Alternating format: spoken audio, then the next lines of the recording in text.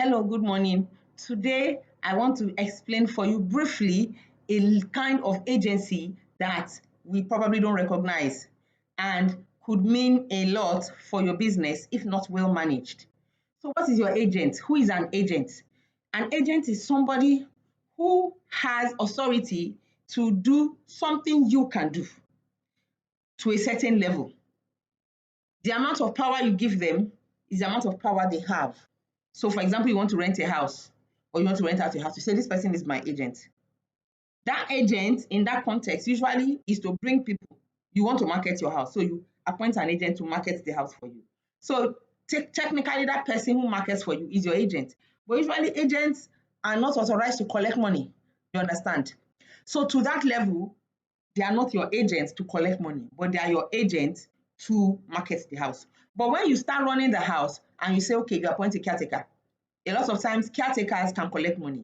So your caretaker is your agent to collect the money.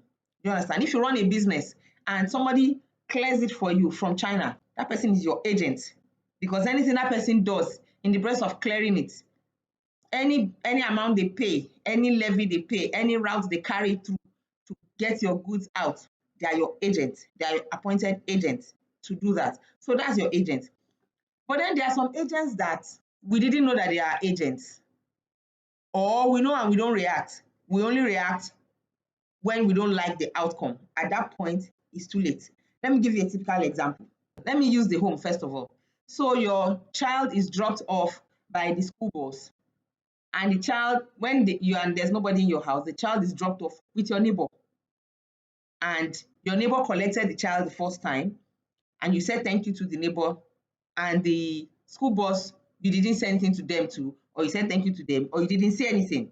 So they dropped the child with the neighbor the first time, they dropped the child with the neighbor the second time, and then the third time, they dropped the child with the neighbor, maybe over a space of 6 weeks.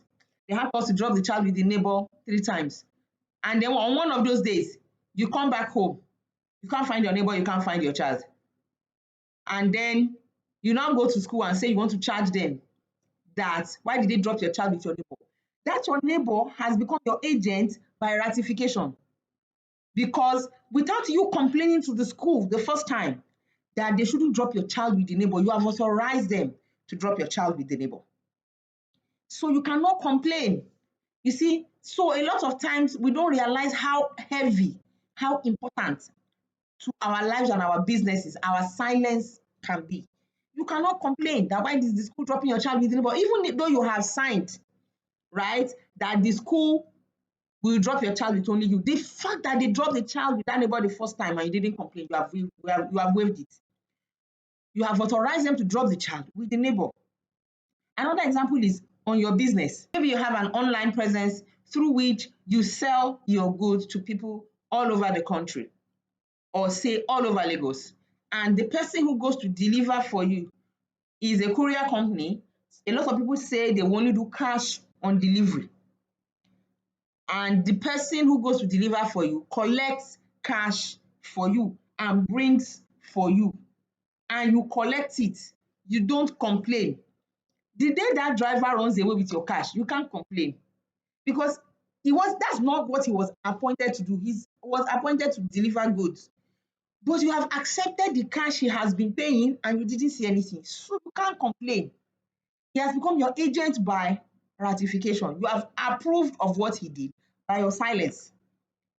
If it didn't go down well with you, you should have complained. So if you don't want him to collect your cash, when your online presence says cash on delivery, you will also add there that pay only into so bank account. You have stated where you want them to pay into.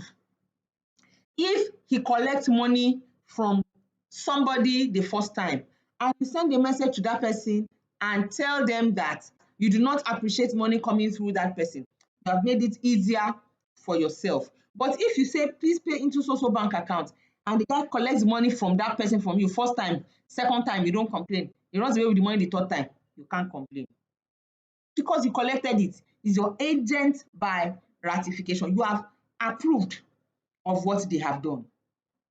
So they are agents that become our agents not because we chose them, but because they did some things on our behalf and we either confirmed it or we didn't complain, they become our agents. So here's something you can do. That's why you will see it in a lot of newspapers. Somebody has been working for a company and then maybe he begins to become fraudulent. He begins to do fraudulent things. The company decides to sack him. They will do something in papers called a disclaimer. It's called a disclaimer.